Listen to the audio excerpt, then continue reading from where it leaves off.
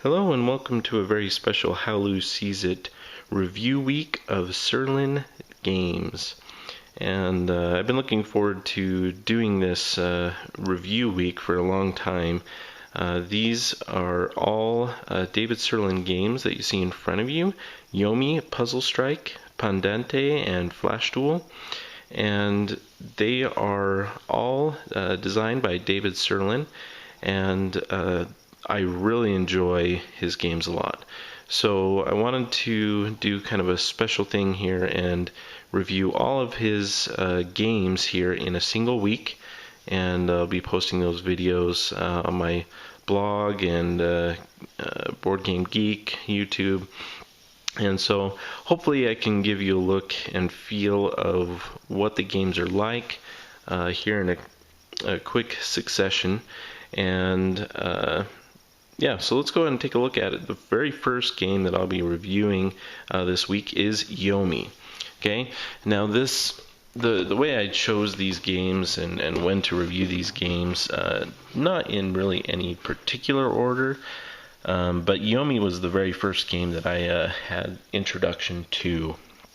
So I was going to introduce you to Yomi first as well. So this, first of all, as it states, this is a complete first edition. So since this edition came out, they've actually updated the fighter decks and made a few changes. So there is a newer version out there that I'd recommend that you get, but still, this will give you an idea, general idea of how the card game gets played, and the just real quality components that it comes with, and quality design that goes into these things.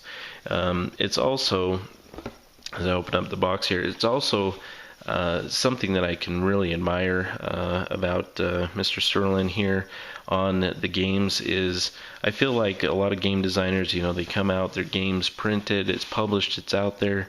It can take a lot of courage actually to come out with a another edition or a redesign of a game, but if the designer can make tweaks and listens to the feedback of the actual people playing the game and can really provide that product to them, I think that is just a really, really awesome thing, and I think he deserves a lot of credit for doing that.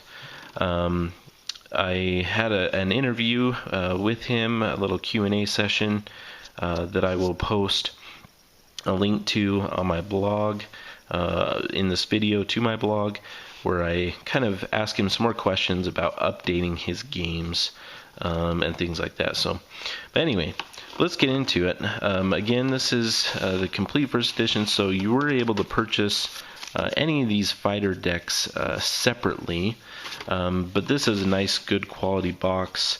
If you can get one of the big sets, I recommend it.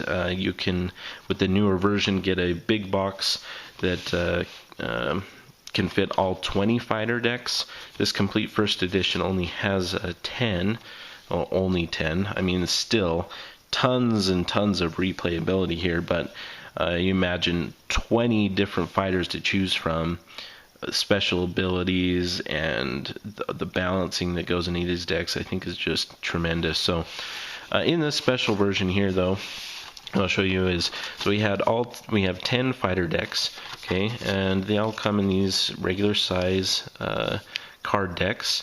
They can also be used to play regular poker.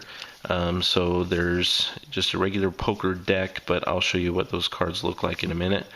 And there's some additional cards, character card, rule reference, and things like that. You got some jokers in there. So here's the decks. They're, like I said, just regular poker decks, sized and card number and everything. So, but they all fit nicely in this box. There's some extra room here on the sides. You'll see that's where the play mats can roll up and slide in here. You got a little area here for the tokens to keep track of life in this edition. So let's take a look at the box and the fighters there. I'll give you maybe a closer look at what these fighters look like. a set of 5 there, and I've already pulled 2 out to kind of show you what we're looking at here. Other than that, you'll have a rule book, and one other thing I'll pull out and show you right now is that this rule book here, front and back, is a fold-out that is found in each of the card decks. So you don't necessarily, you don't need to have this big box to play this game, and you don't need necessarily the life counters. You can use pen and pencil or whatnot, but really all you need is 2 of these decks. It has the rules in them, and you're good to go. So it can be very portable, and I mean, you can play this casually, but I know a lot of people out there that play this on a kind of a higher level, a tournament type level, and they have their favorite fighters and things like that. So, but very cool. Each of those have little fold-out instructions. There is a rule book that you can keep in this box. That's basically the same thing, front and back from that page. But inside this one, you have maybe a bigger reference guide. If you are playing with someone new, you can have this out. It's very big, very readable, so that's pretty cool. And then here's a frequently asked questions list on blocking, dodging, chain combos, knockdowns, just very common questions that someone may encounter during their first few plays. Gives you some examples of correct and incorrect ways to use combos. And then there's also a character specific questions for some of the characters there. So really that's it. I mean, the game at its base is very kind of simplistic in nature, but the other thing that can keep these rules short is that you have special abilities and different things designated on the cards that can kind of guide you. So, I mean, there is a lot of information on this page too. I think they just wanted to keep it as simple as they could and keep it on one page. But everything's really on here. There may be a few things you can encounter as you go along that may have questions, but you can pull out this rule book, look in here. And with the newer version, I think they've kind of made a few changes that make it a little simpler as well. But very, very well done instructions in my opinion. But so let's rotate over here, and what I've done is I've put out the play mats. Get this instruction out of the way. So I've laid out 2 play mats here that come in this special complete version, and these little tokens here that can go ahead and get positioned for showing your life points. And these are just kind of mouse pad type material there. So what I've done is I pulled out 2 decks here, a couple of my favorites, but one that is in front of me that I like playing with quite a bit actually is Argagrarg, or I can't say his name, I always have a hard time, but it's kind of he's a water shaman, and it kind of makes me laugh because it sounds like a little water gargling is his name, but Argagrarg. Anyway, so I hope David Sirlin doesn't hash me for saying these names wrong. But anyway, so this is a character card. Here's my little guy, pretty awesome, and he's a very, very defensive player. Okay, so you go ahead and see here on this card here, it shows you a max combo value of 3, so he can't go into very many combos. But and his attack, what you see here is just kind of how heavily his deck is based with these types of cards. So he has lots of block cards and blocking abilities, and very low on attack. He got some throws, dodges. So it kind of gives you an idea of what the character looks like. You have down here in the bottom right hand corner how many life points he will start out with, and that's very important. So put this out to 85 because the object of the game, like any other fighting game, is to take your opponent's life over there down to 0. And that's how you win the game. Each of these cards also have a special ability of sorts, these characters. So his is very simple in nature compared to maybe this other one that I'll show you. But very, very cool as well. At the end of each turn, if you weren't knocked down this turn, which I'll describe what that means, the opponent takes 2 damage. So it's a very cool, passive, just kind of thing that's always there.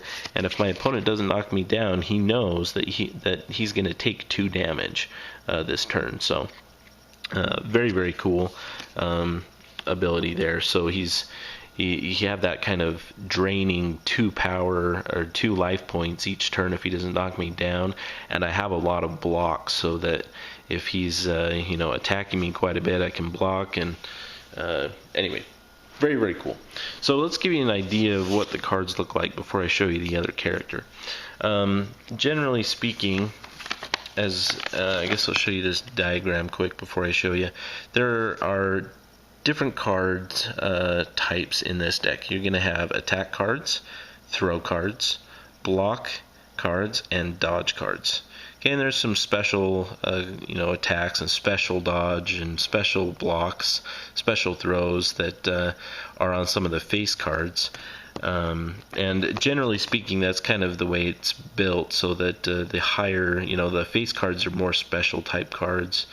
The Joker cards are a very special type thing as well, although they don't count as wild. But looking at this, basically, in essence, the game is a rock, paper, scissors type system here as the fighting goes. And it really makes sense with the fighting theme here. So if someone's attempting a throw, an attack beats, attack beats a throw. A throw beats a block or a dodge, and a block or a dodge beats an attack. So very, very simple, and like I said, it fits very well thematically in the game. So let's go ahead and show you. Like I said, this is can double as a poker deck, so you'll see here numbers, which will actually have some what was I going to say? As far as combos go, the numbers come important to be able to do those sort of things. But up here, so you'll see here, this is a block card. If I play it down, face this way, and it has just reminder text up here. This isn't any additional thing that you necessarily need to remember, but it's a reminder there so that you don't need to necessarily remember. So it helps, especially at the beginning, to figure out what happens when you resolve this. This one actually, though, has not all the cards, just a few cards have maybe special abilities as well. So this one has a special ability of Protective Ward. After the draw phase, you may discard this card to prevent the opponent from playing multi-hit combos this turn, and you draw a card. So like I said, he's a very defensive player. His ability here even is a defensive thing there. You may not understand all of these as I'm going through, but I just wanted to kind of give you an idea of what these cards look like as we go into this. So we got as you can see, I just flipped this 7 card. 7 of clubs over, so there's block and that card, but I could also play this card down in such a way that it would be a throw. Okay, so if we're looking at this throw side, you'll see here the little running guy that's showing the speed of this attack is 7.8. Now that's pretty slow compared to a lot of other attacks. There's a lot quicker. There's even some that's like 0.4 or 0 even, or 2.5, 3. So this speed only comes in really a tie situation. So I said that throws beat a block. So if my opponent played a block, my card would win. I would deal 6 damage. That's shown in the upper right hand corner. It takes 2 combo hit points, but it is a starter and it has a knockdown symbol. Okay. And so that's all of the information there. I've explained what it is. Now you need to understand what they do. But coming back to the speed, so if my opponent played a throw, and let's do an attack. It's a little bit simpler there. But Attack, if I have an attack and my opponent has an attack card, let's pull this guy out. Oh, here's an attack at 2.4, for example. So if I play this card and my opponent plays an attack card as well, then we go to the speed. And if my opponent had an attack card of speed of 5, then my attack would win, and it would go in. My opponent would take 2 damage. Okay, it also has a note here: combos into a 3, a linker, or an ender. So as you can see, this also has one of the 3 combo points there, and as well shown on here, but it's shown on all my cards that I have. My max combo that I can do is the 3 here. So if I played this card and it goes through as damage, then I look at this and combos into a 3. So if I had a 3, as I was saying before, these numbers come in important when you're doing combos. So if I had a 3, I could play another 3. Let's see if I have a 3 in my hand here. I do, actually. I do. Excellent. So, for example, if we play that down, my opponent would take 2 damage at this point. Then what happens is I have the ability to combo. And one of the things, don't want to get ahead of myself or confuse you too much, and I really hope, I'm not going to cover the rules all in huge detail. Watch it played videos are very, very well done and go into the instruction in detail. I just want to kind of give you a feel of the game, as well as, really give you a review of what I think of the games. So that's really what I'm going to be focusing on in these reviews. But there is a way that the opponent at this point, once he's taken that damage, I can go do some combo damage, and he can play a card face down in front of him if he wants to. And what he's basically doing at this point is, if he has a joker card face down, basically what's going to happen is that I can, play my combo card here and attempt to play combos, and then at the end he'll flip that over, and if it was a joker, he would avoid any of this additional combo damage that happened.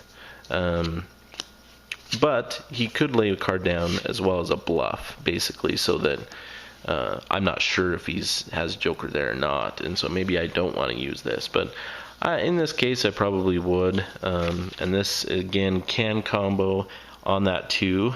And if I had a 4, I could also play that, as long as the 4 was also just one of these 1 combo points.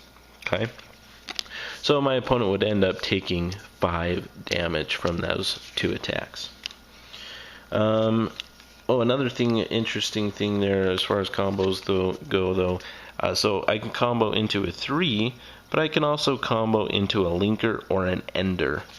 So it just so happens that I have in my hand here a very special card, very cool artwork on these face cards. And this is a very special one here. This one is my king, and what this one here is it is a sparkling bubble attack. Okay, so I'm able to link that to my other one because this is a linker card, which was allowed. So he would take an additional 6 damage on this card. Okay, you'll see some new symbols here. This means that this little +4, if I had another king, which I don't, I would be able to play that as well and perform pump damage. Okay, so this would be basically 6, it would become 10 points of damage. Okay, but this was also just a 1 combo. So if I had another card here, see this one I wouldn't be able to play. It is an ender, but it has 2 combo points, and I've already played 2 of 3. So instead of the sparkling bubble attack, I could have played this one though, the blowfish spikes. No, there we go. I couldn't do that because with most of the ace attacks, there's another symbol here. I would have to actually have 2 aces in my hand, and play those at the same time to do this damage. So I'd probably stick with my Sparkling Bubble attack in that case. Okay. The other thing here is you'll see this little blue shield besides the ace and the pump damage, and then you got the ones that show you need both aces. You can perform block damage with these special cards. So going back, if I had played this card here, if I'd played Sparkling Bubble and my opponent played this card, we'd flip over those. He performed a block. So usually what would happen in a block case, if this was a normal attack, is that my attack is blocked, this is discarded, my card is discarded. Since he successfully blocked, he would take this card back into his hand and not have to take any of those damage. Well, if I'm playing my Sparkling Bubble, my attack doesn't get through because it's blocked. But this is such a powerful attack that even when he's blocking, he takes 3 damage. So that's what that little blue in the corner bottom there is. So he would have to take 3 damage. So that's a few examples there. Going back to the throw and the knockdown. The knockdown basically, seeing that this is a starter, I could combo into something else, a normal attack, linker, or ender. But if I stop now with just the throw and that's successful, then my opponent is knocked down. And basically what that means is, I won't get into the second half of that. It basically weakens you so that you're more vulnerable to some of the attacks. And then the other thing with the knockdown is you can't play a dodge on the next round. So he could still play a block, but he couldn't play a dodge. Let's show you a dodge, what dodge looks like. So here's a dodge. Normally, so like when my opponent just blocked that one attack, he would take the card back into his hand. And that's basically it. You're just blocking damage. Whereas dodge allows you, as a reminder up here, when you dodge an attack or joker, you may hit back with any single attack or throw. So the dodge is kind of nice because you avoid the attack, but you can also just put out a normal attack, which is any 2 through 10 card. Any of the face cards or aces, things like that, is not considered a normal attack. But it's an easy way to get, it's a good way to get damage your opponent with a dodge. So you're avoiding damage, plus you get in some damage to your opponent with these normal attacks. So there's the dodge, the attacks, throws. There is other things here in the game to consider. As far as, let's see here, so as I was saying, aces, to play this ace as an attack, and you can see actually this one is very, very quick attack too. It's a 0.2 speed, so that's really, really good. And 16 damage is quite a bit. Even as it's blocked, it's 2, it's not very much, but it's still something. The one thing that you can do after this whole combat phase of us, choosing cards and revealing those and seeing out who won, dealing damage and all of that, you do have the ability. I don't have any pairs in my hand, but let's say I had, like 2. Let's see. Yeah. Let's say I had 2 7s, okay? So I have a 7 of clubs and 7 of hearts or something like that. What I could do after the combat phases, there's a power-up phase. So what I can do here is I can discard these 2 7s into my discard pile over here, and then I can search either through my discard pile, or, which is pretty non-existent in the beginning, I can go through my deck and find an ace. Okay, boom, ace, and put it into my hand. Okay, that's a power up, and I think it signifies that it fits really well thematically as well, because in fighting games, what do you need to do to power up? basically you need time, right? In a game, usually you can sit there and power up, but what that's going to do is it's going to maybe leave you a little more vulnerable, slow you down a little bit, leave you with less options. Well, that's exactly what powering up here does as well. Is I just got rid of 2 cards for 1 ace. Those cards could have been handy. This one, I probably maybe wouldn't have done that because this is a special ability card, but it lowers your options in your hand, but I now have an ace. The other thing, though, is my opponent knows that I've done that, right? And usually in fighting games, that's known as well. You can see, in video game fighter games, the person there and they're glowing or something like that. Well, the person knows that I pulled an ace into my hand. The question then becomes, it's this really heavy bluffing game as well, and trying to read your opponent. Coming back to the name of the game, Yomi, is actually I think it's a Japanese word that means read, to read, basically, as far as reading, trying to read your opponent. And really that's what this game is, and it's a very thematic, wonderfully balanced, within each deck.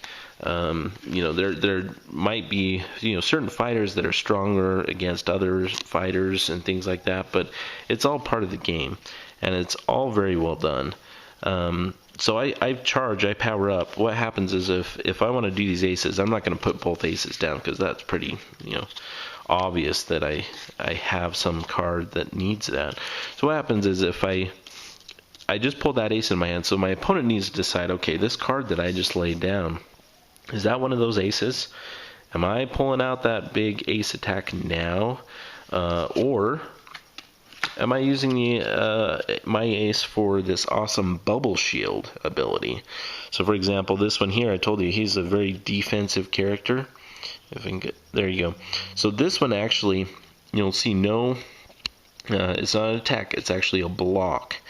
And if I play this and I successfully block an attack or joker with bubble shield, I draw a card and attach this bubble shield to my character card.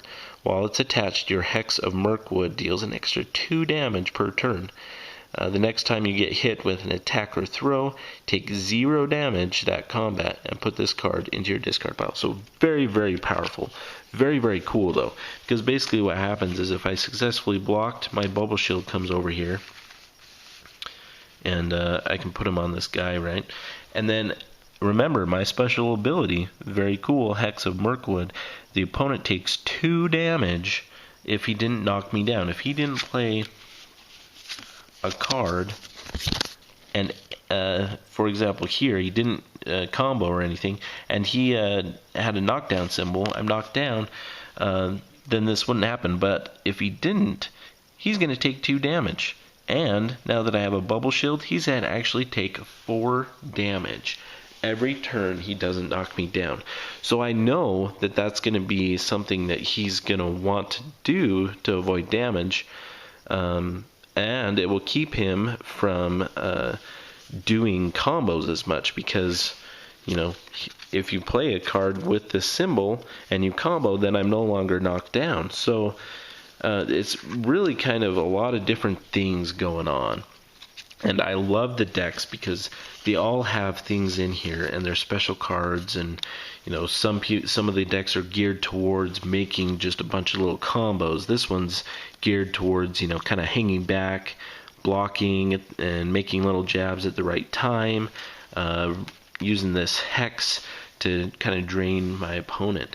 Whereas over here, this little panda guy here, the gambling panda, which I wanted to feature this guy in Yomi as well, because Pandante, yeah, it's a gambling game, okay, that the pandas play. So this deck is really interesting though. He has a max combo of 4, a lot more attack cards, pretty good block, fairly good throw, a lot of dodge, okay.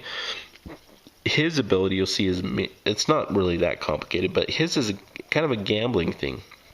At the end of the combat, if you dealt damage with an attack this turn, you may discard the top card of your deck and consult the table. So according to what that card is off the top of your deck, you may gain 4 hit points. You may knock down your opponent, which would be very, very useful actually in this game as far as this goes in keeping my Hex of Mirkwood ability in check. So this could actually be very, very good for the Panda if he draws, any cards from 4 to 10, which is a pretty good possibility.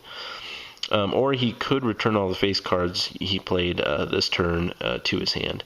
Any of the face cards or things, opponent's attacks and throws are 4 speed slower. So, if there's any ties or anything like that, he's going to have the edge there.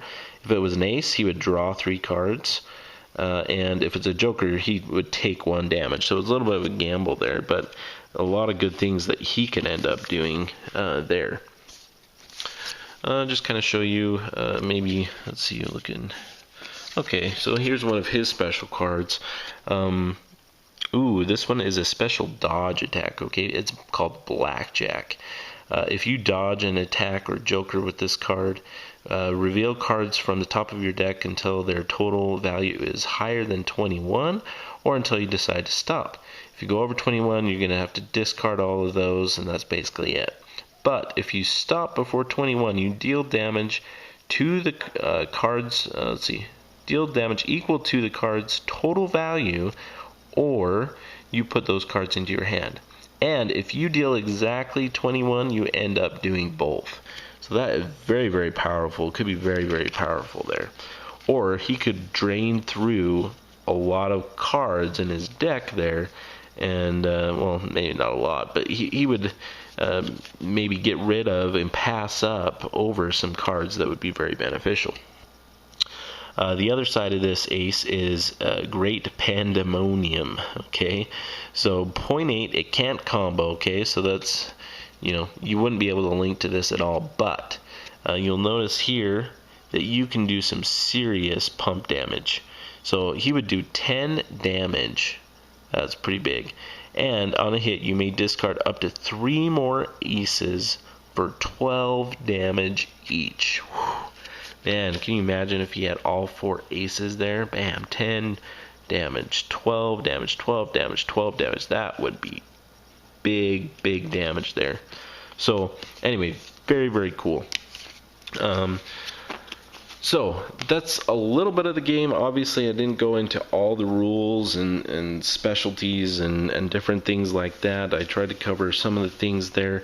We're already at over 30 minutes here in this review, so I'll just kind of wrap it up. I want to make sure that you get my feelings on this game. So first of all, the quality, very good cards. They are not cheap cards. I mean, they aren't also the nice vinyl type linen cards, but not necessarily needed, right, in this. But I mean, I think they hold up well, and very, very nice. I like the artwork a lot in this game. So you'll see each of the cards have their thematic backgrounds, and just very, very cool. The artwork very cool. It shows the different moves of the opponent. There's certain ones, so like all the threes, well, I don't know, there's probably some exceptions to this, but there's not different artwork on every card, but the basic attacks and stuff you'll see are kind of like this. That, let's see, where'd my throw go? Yeah, sorry, just trying to show you. So there are some different things there, and then the artwork on these face cards, the ace cards, and things like that, very, very cool. And in the new version, if I'm not mistaken, they've kind of moved some of this text. They've made it simplified so that this box, for example, wouldn't take up as much room, and they'd move that down so that you can see more of the beautiful artwork in the game. But very, very cool. The replayability is huge in this, and even if you're playing with 2 characters over and over again, you're gonna maybe change your strategy somewhat. You're gonna have different things, and your strategy may change from one person to the next. Fighting against them, or this person may heavily, try to come out of the gate and deal a lot of damage right off the bat. You may have other people who are more conservative and do have a lot of blocks or try to do a lot of throws. If you're playing against this really heavy block deck or defensive guy, throws may be what he would want to do, but then I know that he knows that. It reminds me of the Princess Bride, and that scene where he's talking about the poison in the 2 cups. But it's just very, very cool. The theme of the fighting actually works really well in this, I think. There's some other fighting games out there, but this one is really, really fun. I really enjoy it a lot, and I feel it is simple in its core. Attack beats throws beat the block and dodge cards, but then you have like the really cool specialty abilities and moves of the characters, and that's really where I think this game thrives, is in the theme and how the decks are established. It really feels like I know these fighters, and just very, very cool. I've really enjoyed Yomi a lot, and I'll mention this probably in all my videos, but you can play all of these games on fantasystrike.com, I believe it is. You can try these games out for yourself online. There's also the ability now that it came out within the last year, came out with an app so that you can play Yomi on your phone, on your device, and it is just a lot of fun. So again, Yomi, there's different packs that you can get. You can buy individual decks, but the experience is just very, very enjoyable. It's easy to play, and there may be some little caveats here and there, but you're going to enjoy playing this game, I think. And I'll show you the box here again. Again, Yomi, designed by David Sirlin. Just a very, very good game. The rules also, go back to the rules. One sheet here, everything you really need to know, and it's a good time. It doesn't take that long to play, and I highly recommend it. Yomi.